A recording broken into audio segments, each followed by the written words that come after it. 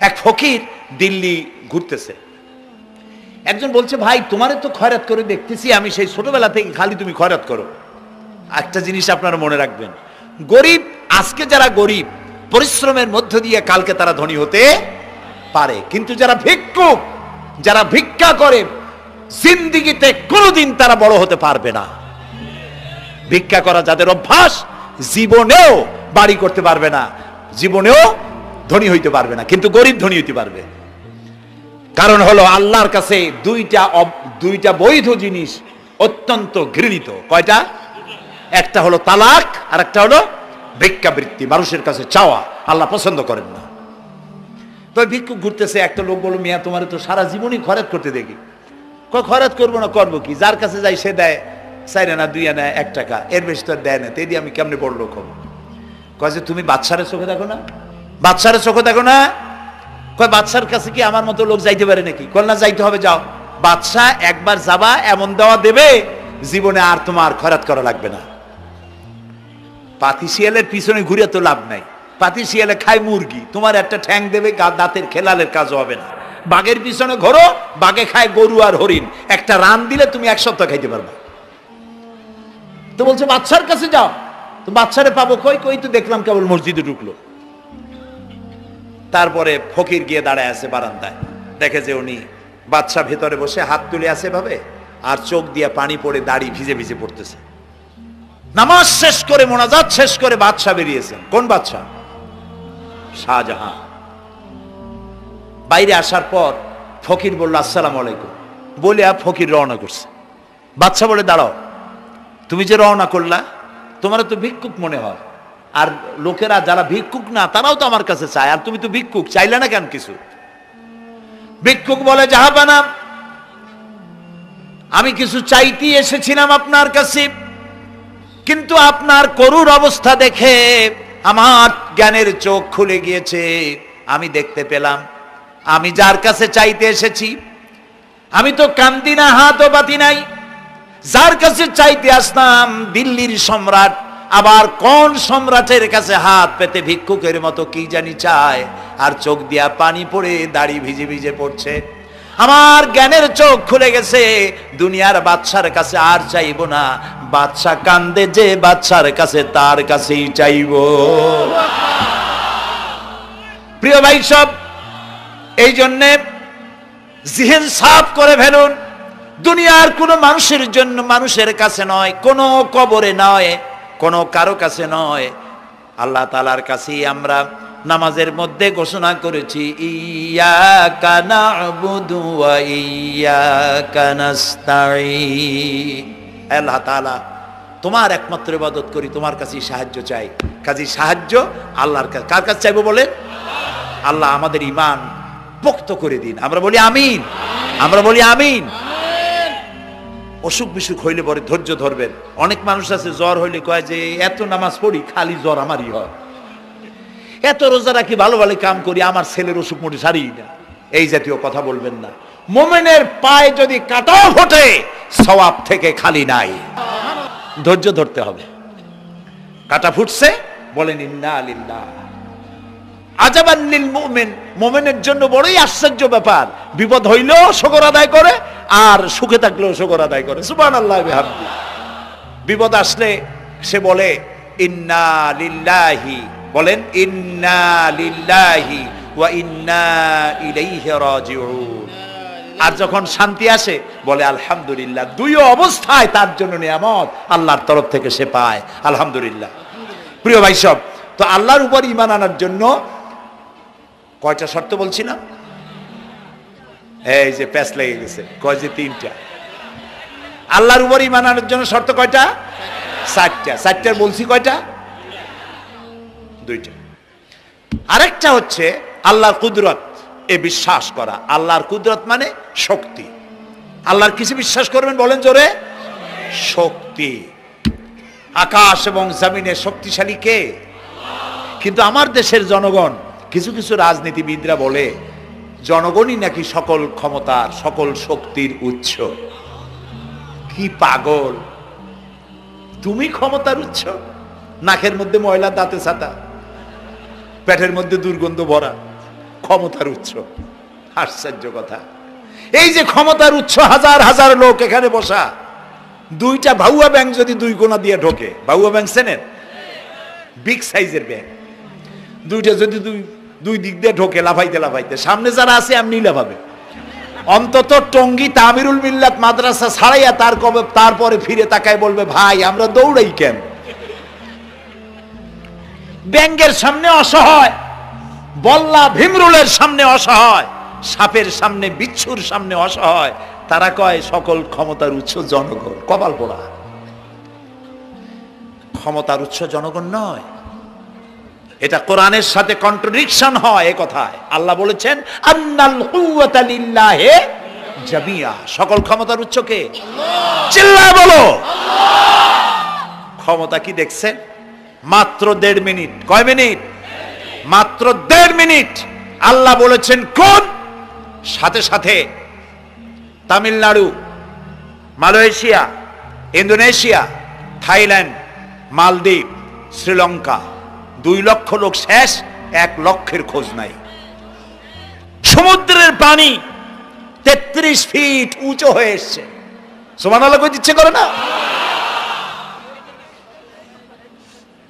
বিজ্ঞানীরা বলেছেন ভারত মহাসাগরের তলদেশে ফাটল ধরেছে, ওর কয়েক কিলোমিটার নিচে ভূমিকম্পের উৎপত্তি হয়েছে। ভারত মহাসাগরের পানি 3 হাত না 4 হাত, কত কিলোমিটার আল্লাহই জানে। এই কয়েক কিলোমিটার নিচে যে মাটি, সেই মাটিরও কয়েক কিলোমিটার নিচে ভূমিকম্পের উৎপত্তি। এখান থেকে ভূমির কম্পন হয়েছে, সেই ভূমিকম্পে সমস্ত মহাসাগরের মধ্যে, ভারত মহাসাগরের মধ্যে জলকম্পন শুরু হয়েছে। পানির কম্পন, মাটির কম্পন একসাথে 4 তলা পরিমাণ উঁচু হয়ে পানি চলে আসছে। বাড়ি গাড়ি সব কিছু খড় কুটার ন্যায় সব উড়িয়ে দিয়েছে। এগুলোরে কপাল পোড়া নাস্তিক যেগুলি, তারা বলে প্রাকৃতিক দুর্যোগ। ওর বাপের মাথা। আচ্ছা, প্রাকৃতিক দুর্যোগ, প্রকৃতি কি? কোন জন্তুর নাম? প্রকৃতি কোন জন্তু জানোয়ারের নাম? প্রকৃতি নিজে চলে না কেউ তাকে চালায়? কে চালায়? কপাল পোড়ারা তা বোঝে না। বিশ্ববিদ্যালয়ের শিক্ষক হয়েছে তো, আল্লাহ দিয়ে আসি কোথায়? তবে সব খারাপ না, ভালো আছে আলহামদুলিল্লাহ। কিছু আছে কপাল পোড়া, বিশেষ করে শান্তিনিকেতনে যারা পড়াশোনা করে আসে, সাহিত্য চর্চা করে, এই সাহিত্য চর্চা করতে করতে এক পর্যায়ে কপাল পুড়ে যায়, আল্লাহরে চিনতে পারে না। সব চেনে, আল্লাহরে চেনে না। আল্লাহ এখন চিনাইতেছে ভালো করে। প্রিয় ভাই সব,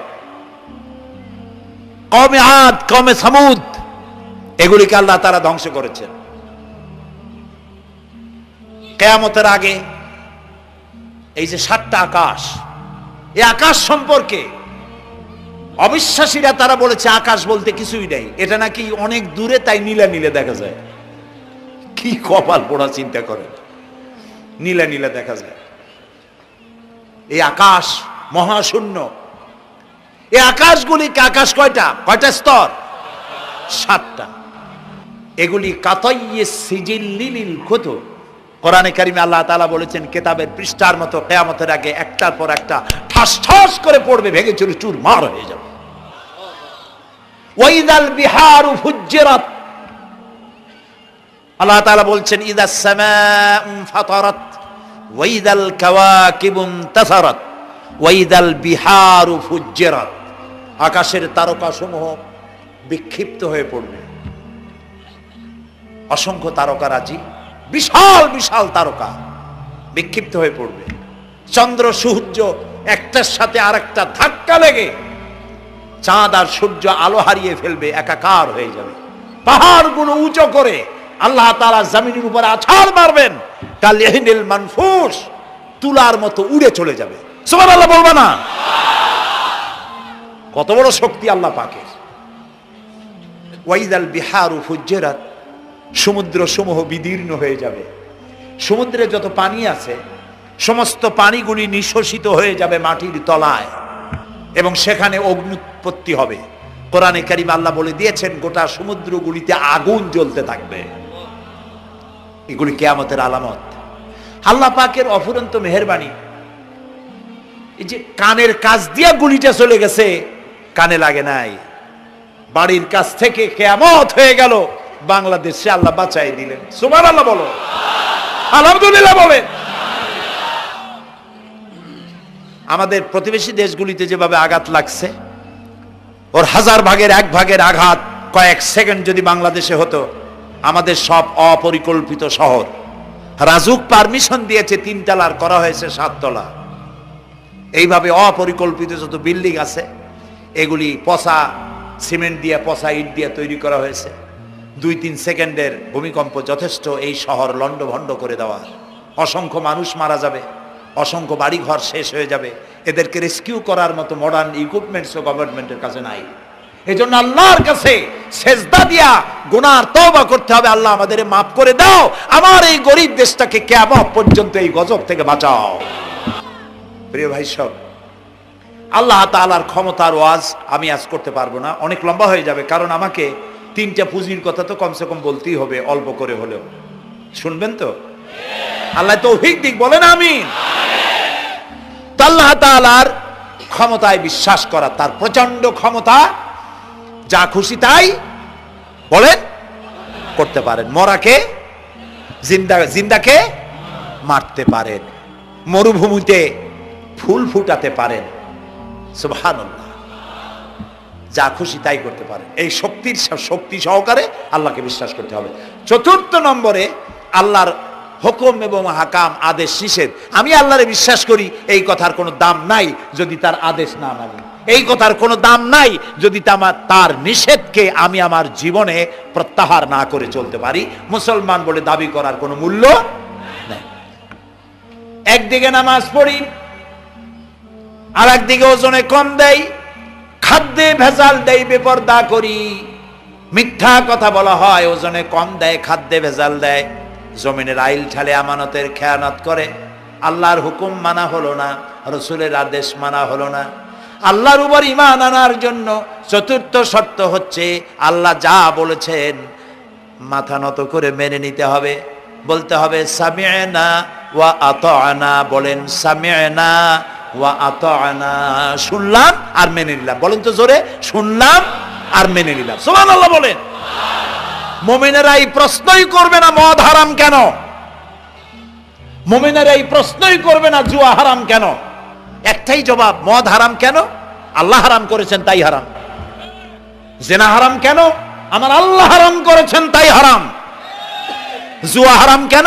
আমার আল্লাহ হারাম করেছেন তাই হারাম। কোন যুক্তি নাই। যুক্তির, আল্লাহর নিষিদ্ধ জিনিসে যুক্তি তালাশ করে কেবলমাত্র শয়তান। আল্লাহর আদেশ নিষেধের যুক্তি তালাশ করে কে? শয়তান। মুমিনের কাজ হলো সামি'না, বলেন, ওয়া আতা'না, শুনলাম আর মানলাম, বাস, শেষ কথা, খালাস। এই গেল 4টি শর্ত পুরো হয়ে গেল। এই 4টি শর্ত যদি পূরণ করতে পারি তাহলে আল্লাহরে বিশ্বাস করছি এটা প্রমাণিত হবে, এটা জাস্টিফাই হবে, এটা সত্যতা প্রমাণ হবে যদি আল্লাহর হুকুম মতো।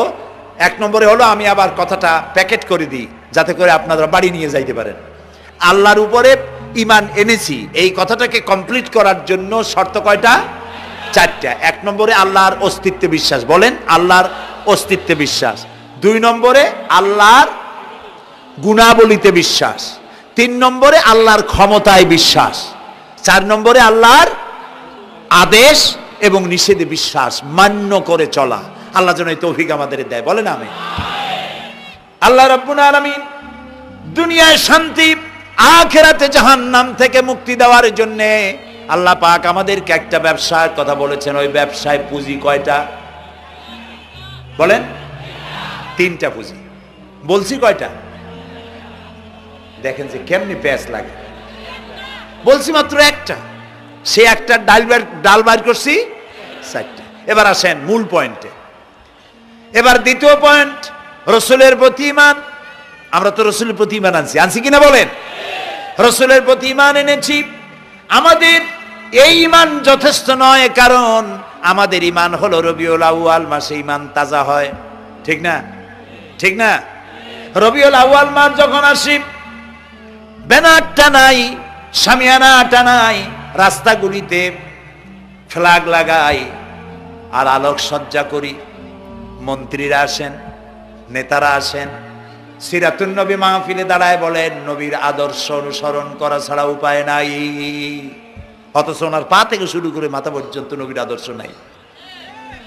আবার এই নেতা রামকৃষ্ণ মিশনে, রামকৃষ্ণ পরমহংসদেব তার মঞ্চে গিয়ে বলেন রামকৃষ্ণের নীতির ছাড়া বিকল্প কিছুই নেই। আবার গৌতম বুদ্ধের জন্মবার্ষিকী উদযাপনের জন্য সেখানে গিয়ে বলেন গৌতম বুদ্ধের অহিংস নীতি অনুসরণ করা ছাড়া জাতির যোগীনাথ হওয়ার আর কোনো পথ নাই। যেখানে যায় সেই জায়গার গুলি ধরে। রবিউল আউয়াল মাস আসতে বলেন, আলোকসজ্জা করে ইয়া নবী সালামু আলাইকা, ইয়া রাসূল সালামু আলাইকা। এরপরে গরম গরম জিলাপি রাসূলুল্লাহকে বুঝায় দেওয়া হলো, হে রাসূল আপনি তাকিয়ে দেখেন কত মহব্বত আপনারে করি, আপনার মহব্বতের জন্য আমাদের শহরের কোনো মিষ্টির দোকানে আর মিষ্টি নাই, সব আমরা খাইয়া শেষ করছি। এই হলো মহব্বত। এই মহব্বতে এই ইমানে কাজ হবে না। এই ইমানে বলেন কাজ হবে না। কোন ইমানে কাজ হবে? রাসূলের প্রতি ইমানের অর্থ কি? এর অর্থ হচ্ছে নবী করিম সাল্লাল্লাহু আলাইহি ওয়াসাল্লাম আমাদের রাসূল, আমাদের নেতা। আমাদের রাসূল আমাদের নেতা, আমরা তার উম্মত, তার অনুসারী। অনুসারীর কাজ কি? নেতার পূর্ণাঙ্গ অনুসরণ করণ। রাসূলুল্লাহর আনুগত্য করতে হবে, এটা কে বলেছেন? আল্লাহ রাব্বুল আলামিন সূরা আলে ইমরানের মধ্যে বলেছেন, কুল ইন কুনতুম তুহিব্বুনাল্লাহা ফাত্তাবিউনি ইউহিব্বুকুমুল্লাহ ওয়া ইয়াগফির লাকুম যুনুবাকুম আল্লাহু গফুরুর রহিম।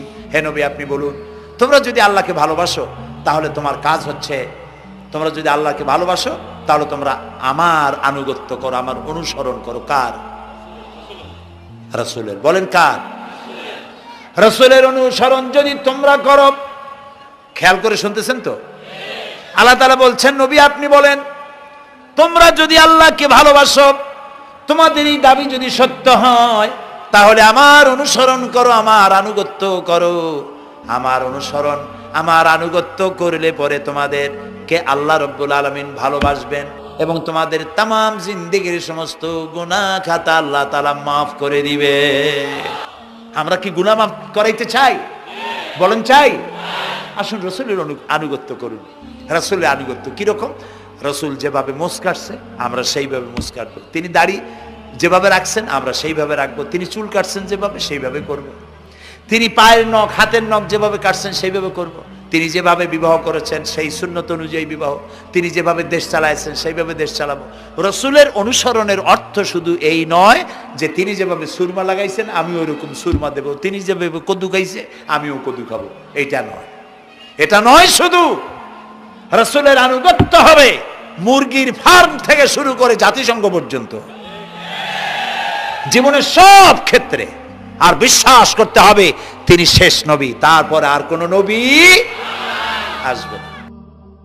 আল্লাহ রাব্বুল আলামিন সূরা আহজাবের মধ্যে বলেছেন, মা কানা মুহাম্মাদুন আবা আহাদিম মির রিজালিকুম ওয়ালাকির রাসূলুল্লাহি ওয়া খাতামান নাবিয়্যিন। মুহাম্মদ সাল্লাল্লাহু আলাইহি ওয়াসাল্লাম তোমাদের কোন পুরুষদের পিতা নন, তিনি আল্লাহর রাসূল এবং তাকে দিয়ে নবুয়তের মিশনকে খতম করে দেওয়া, কমপ্লিট করে দেওয়া হয়েছে। আর কোন নবী? রাসূলুল্লাহ বলেছেন লা নাবিয়্যা বাদি ওয়ালা রাসূল, আমার পরে আর কোন নবী আসবে না, রাসূল আসবে না। কথা বুঝে আসছে? আল্লাহর নবীর পরে আর কোন নবী হবে না। আল্লাহর নবী বলেছেন একটি ইমারত তৈরি করে তার ভিতরে একটা ইট যদি খালি থাকে, একটি ইটের জায়গা যদি শূন্য থাকে, তাহলে সকলের চোখে ধরা পড়বে। ওই ইটখানা দিলে পরে বিল্ডিংটা কমপ্লিট হয়ে যায়। নবুয়তির যে ইমারত আল্লাহ তৈরি করেছিলেন ওর ভিতরে একটা ইটের অভাব ছিল, আল্লাহ পাক আমাকে দিয়ে সেই শূন্য জায়গা পূরণ করে দিয়ে নবুয়তের মিশনকে কমপ্লিট করে দিয়েছেন। রাসূলুল্লাহ বলেছেন আমার পরে আর কেউ নবী হবে না।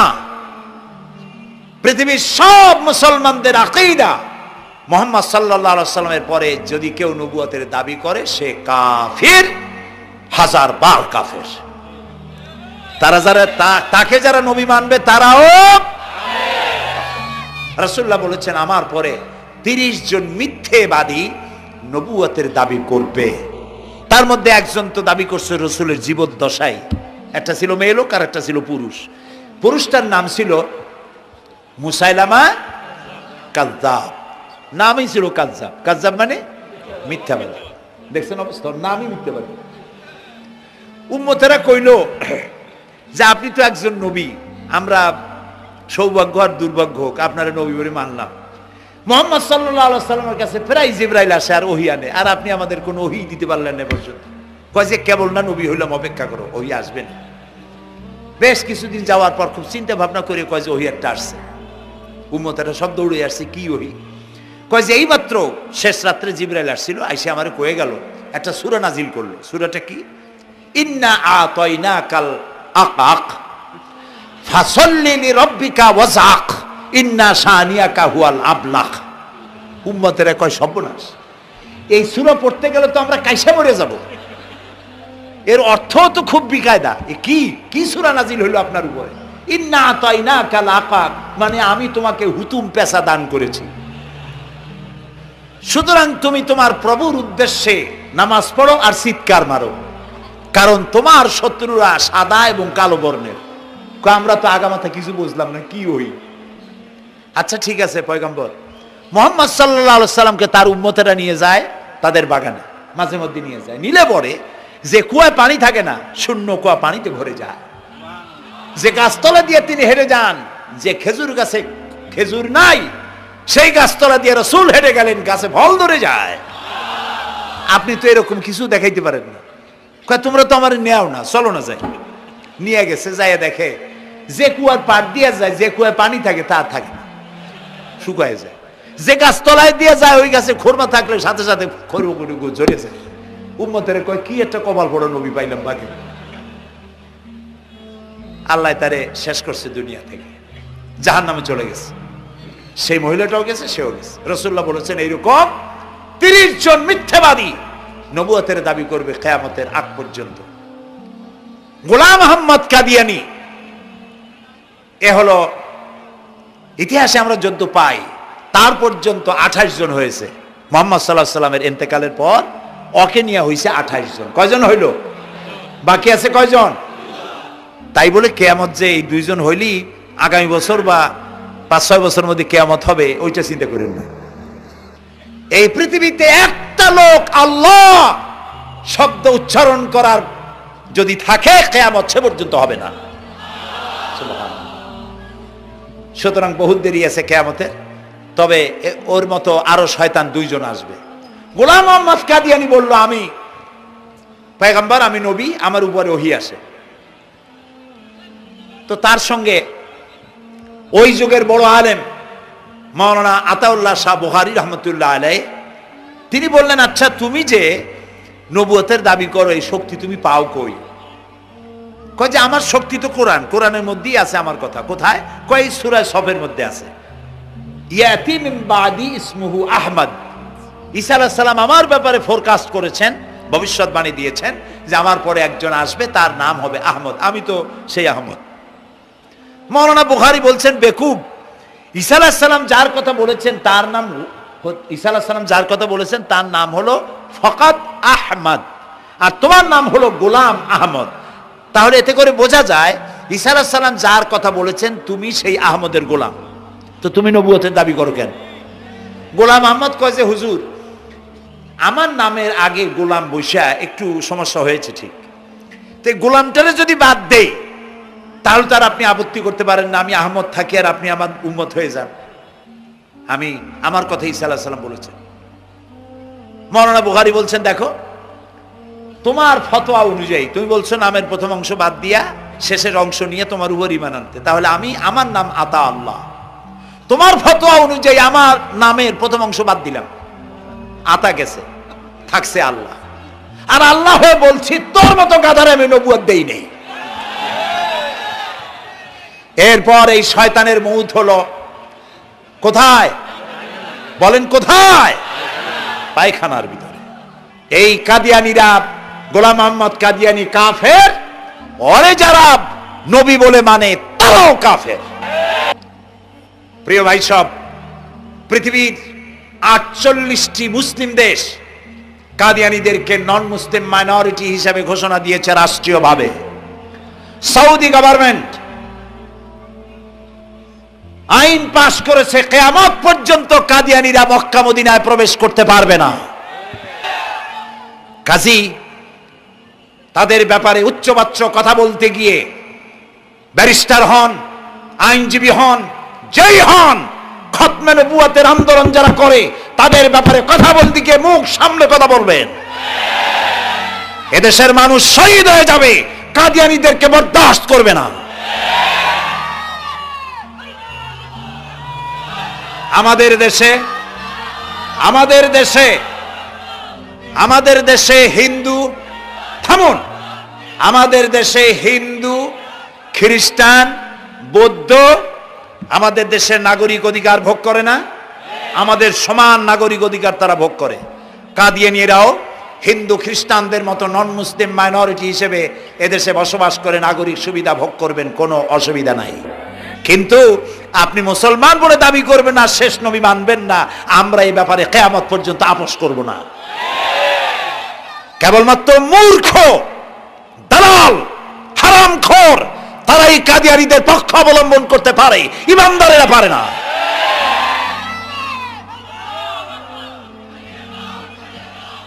কাদিয়ানীরা যে সব মসজিদ তৈরি করে, এগুলি মসজিদ নয়, এগুলি উপাসনালয়।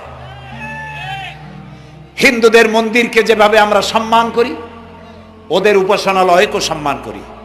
কিন্তু কাদিয়ানীরা যতদিন মুসলমান নামের পরিচয় দিতে থাকবেন, আমরা আমাদের অধিকার আদায়ের জন্য সুশৃঙ্খলভাবে গণতান্ত্রিক পদ্ধতিতে আমরা এই অধিকার আদায়ের চেষ্টা করব। খতমে নবুয়তের আন্দোলন কোনো রাজনৈতিক আন্দোলন নয়, এটি আমাদের ঈমানের আন্দোলন। যারা আন্দোলন করতেছেন তারা আমাদের ফরজে কিফায়ার দায়িত্ব পালন করছেন। প্রিয় ভাই সব, রাসূলের প্রতি ঈমান আনতে হলে এরকম ঈমান আনতে হবে, তারপরে আর কোন নবী আসবে না। তারপরে কথা হলো তাকে অনুসরণ করতে হবে পায়ের নখকাটা থেকে শুরু করে মাথার চুল পর্যন্ত, জীবনের সব ক্ষেত্রে রাসূলের অনুসরণ করতে হবে। তিনি সেনাপতি ছিলেন, শ্রমিক ছিলেন, পিতা ছিলেন, নানা ছিলেন, স্বামী ছিলেন, ঠিক না? তিনি রাষ্ট্রপ্রধানও ছিলেন। প্রিয় ভাই সব, এই যে আল্লাহ রাব্বুল আলামিন মুসলমানদেরকে পৃথিবীর মধ্যে সবথেকে বেশি শান্তি প্রিয় করেছেন, কোন আলহামদুলিল্লাহ। তোমরা আমার মক্কা যাইয়া দেখো, মক্কা মদিনায় যাইয়া দেখো, আমাদের কও সন্ত্রাসী। মক্কা মদিনায় লক্ষ লক্ষ মানুষ এই যে সব চলে গেছে, এখন কোথায় গেছে? সারা পৃথিবী থেকে মানুষের এখন ছুটছে, পৌঁছে গেছে, আর পথে আছে, প্লেনে আছে, নদীতে আছে, গাড়িতে আছে। সুবহানাল্লাহ, লক্ষ লক্ষ মানুষ চলে গেছে, সবার একই ড্রেস, একই গন্তব্য, একই স্লোগান, লাব্বাইক আল্লাহুম্মা লাব্বাইক।